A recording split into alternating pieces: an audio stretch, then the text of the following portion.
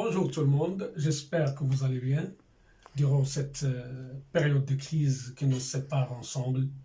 Il faut fournir un grand effort pour ne pas arrêter les cours. C'est pour cette raison que je m'adresse à vous tous et toutes pour que nous continuions le cours. Donc j'essaie de vous envoyer des mails.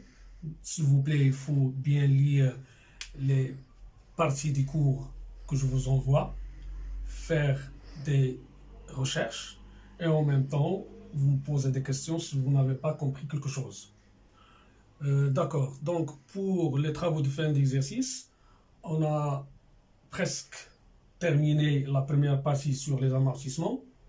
On va entamer le deuxième chapitre sur les provisions. Donc le chapitre 2 s'intitule les provisions. Donc les provisions, ce sont des dépréciations des éléments d'actifs, quelques éléments d'actifs immobilisés et de l'actif circulant.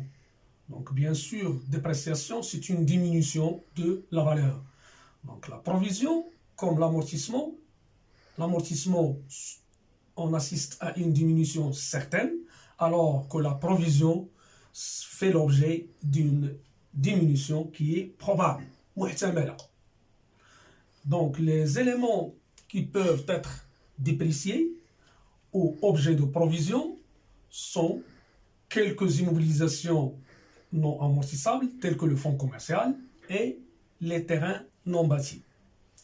Les autres éléments qui vont faire l'objet de provision tels que les titres de participation et l'actif circulant, quelques éléments de l'actif circulant tels que les stocks, les clients et les titres et valeurs de placement. Donc tout ça, on va l'étudier en détail. Bien sûr, je vais vous donner une partie par mail, par mail, donc une partie par cours, le cours, donc une partie du cours par mail. Et bien sûr, je vous apporte des explications, des exercices d'application par WhatsApp ou par mail.